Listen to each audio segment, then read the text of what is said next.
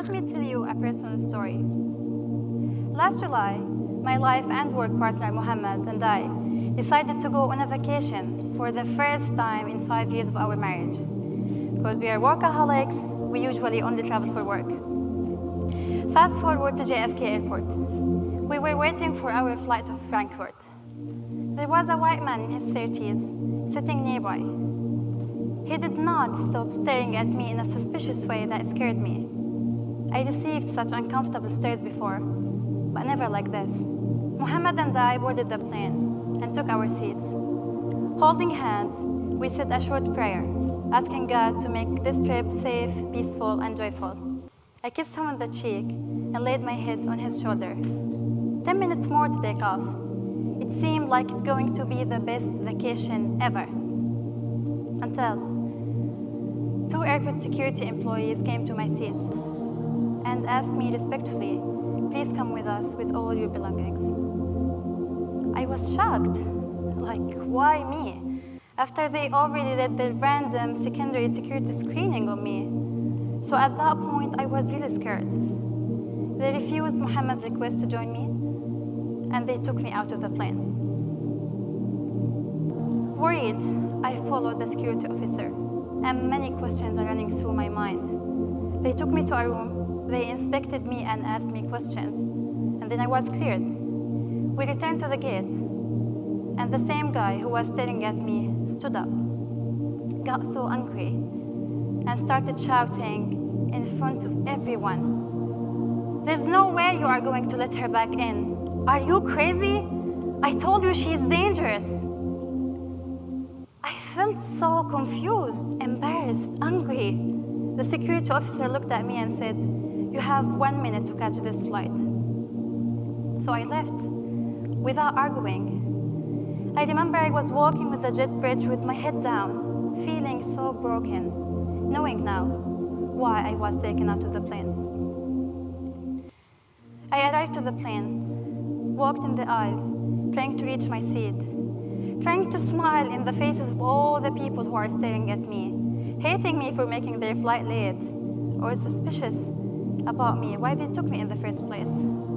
Finally, I reached my seat and sat next to Mohammed. He asked me, what's the problem, dear? I answered simply, this. Wearing hijab is a personal choice I make every single day. But at that moment, I felt very vulnerable and thought maybe I will not make this decision tomorrow. I couldn't sleep during that flight. I kept thinking about that man. Why did he hate me? Maybe he just doesn't know me. What happened to me at the airport was an incident of Islamophobia. Islamophobia is real. It is unfortunately skyrocketing in the United States, and it's dangerous. Some might shout, like that man at the airport did, and some might shoot, and I'm not exaggerating. These are, or were, Dia, Yusur, and Razan. They were all one family. They were all so passionate about volunteering, helping their community. They were all under the age of 24 years old. They were all American citizens. And they were all tragically shot and killed, execution style, in their house by their neighbor. This is the point when Islamophobia becomes not only a phenomenon, but an illness. We can boldly blame the media in the United States for feeding the stereotypes and painting all Muslims with a broad brush. But at the same time, we cannot spare Barbie and ISIS the blame for feeding the media narrative in the past few years and igniting Islamophobia in the West all over again. 90% of ISIS victims are Muslims. All Muslim leaders around the world are against ISIS. And the latest hit list issued by ISIS had many of the Muslim leaders on it. But these terrorists are unfortunately succeeding in feeding the hatred between the East and the West, Muslims and people from other religions.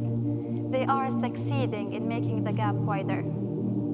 So because of that, building bridges, is my ultimate goal. I've started to understand that I have 3 different factors that help me to achieve this goal. Being a filmmaker, it's both a privilege and a responsibility at the same time. The ability of reaching out to millions of viewers.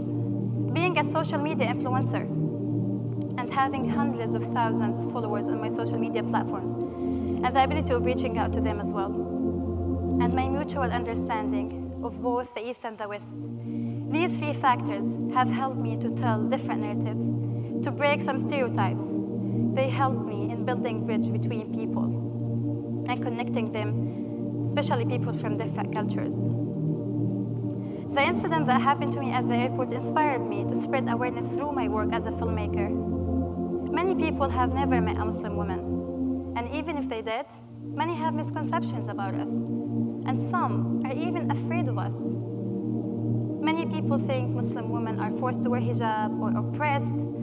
Others think Muslim women are ignorant or less educated, and the list goes on. Personally, I've been asked many questions, like, are you allowed to travel? Are you allowed to drive a car? Do you wear this in front of your family and husband? Do you sleep with it and shower with it?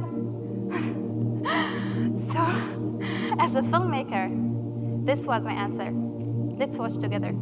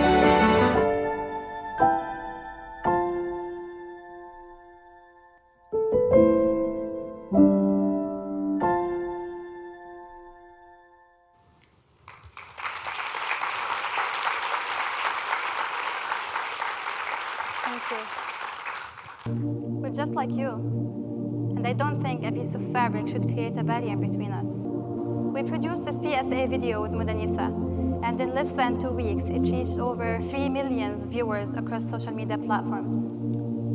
Another project that we did for the same purpose, just wait for it, for the same purpose of spreading awareness was Islamophobia. And though Islamophobia is a very serious issue, we decided to tackle it with humor and comedy. Let's watch this together. Do you think your neighbor is a terrorist? Hey, how you doing? Hey! Allahu Akbar! Allahu Akbar! Allahu Akbar! Does your fear of Muslims get in the way of living a normal life? No! He's coming!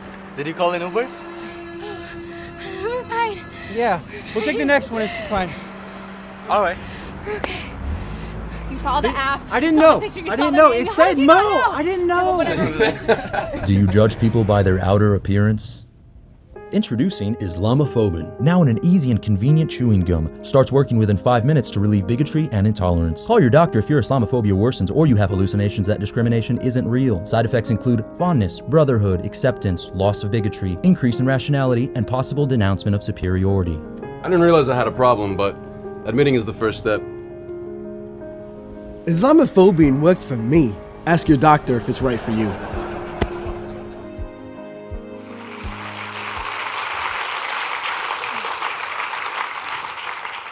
That's why we went for comedy, because comedy acts like a wooden sword. It hits the point without harming anyone. So the gum was produced by Care National, and we produced the PSA along with Pete's House. And this video got over 10 million views on social media platforms. Many people in the East have never traveled to the West, and many people in the West have never traveled to the East, so probably they never met. Each side have prejudgments about each other and stereotypes about each other. So I'm not only trying to bring more understanding from the East to the West, but also the other way around. Social media is a very powerful tool in connecting people. Through my social media platforms, I shared many stories of amazing people in my life, like that NYPD officer. I remember his kindness very well when we were filming on set, and when he saw me shivering, he invited me to warm up in his police car. Unlike the story of my amazing friend Ivan, who called me and suggested we go get some water and snack for the volunteers at Washington Dulles Airport. And then she volunteered as a lawyer. And when I got tired and went home, she stayed there helping people during the night hours. These were only 2 stories out of many stories I have shared on my Facebook. These 2 kind people were Americans, and through their kindness, I tried to show the world how great the majority of Americans are, hoping that this would help people to stop generalizing and to stop believing stereotypes, like all Americans are racist, or like all Arabs and Muslims are terrorists. I want to share another personal story that happened to me when I was in Italy. I've always wanted to visit Rome and the Vatican City and learn more about history, culture, and art. After I visited St. Peter Basilica, I was walking with my friend when we passed by 2 priests sitting nearby. One of them called me and asked me if I were Muslim. I answered him smiling yes, thinking that this question was only an introduction for an interfaith conversation. But that priest looked at me and spit at me in disgust and said, Muslim. I was shocked. I was expecting him to be more understanding, not only as a human being, but as a legit spiritual leader. I decided to ignore the hate again, and I walked away. But I didn't hate all priests, all Christians, and I still love my Christian friends, and I still love Jesus. And for those who don't know, I can't be Muslim without believing in and loving Jesus. He wasn't a good priest, but obviously, I didn't ask anyone to apologize on his behalf, because I know it's his individual behavior and his own responsibility. You don't have to be an outstanding person to think this way. You just need to be rational and to stop believing stereotype and to stop generalizing. I have traveled so far to 15 different countries around the world, and I'm so blessed. I have many friends from all over the globe. Every single time I travel to a new country, every single time I meet a new friend, I realize how much more we are similar than we are different. So if you believe in this too, in our similarity as brothers and sisters in humanity, and if you really want to do something, you don't have to be a filmmaker or a social media influencer.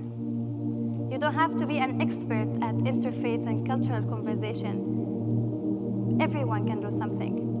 A cup of coffee with your neighbor from different background of religion or culture can be the first step in building these bridges. If that man at the airport who reported me and called me dangerous had a conversation with a Muslim woman in his community before, my experience might have been different.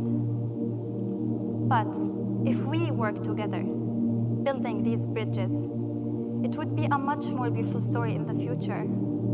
So take the first step, take the lead, and remember, building a bridge takes 2. Thank you.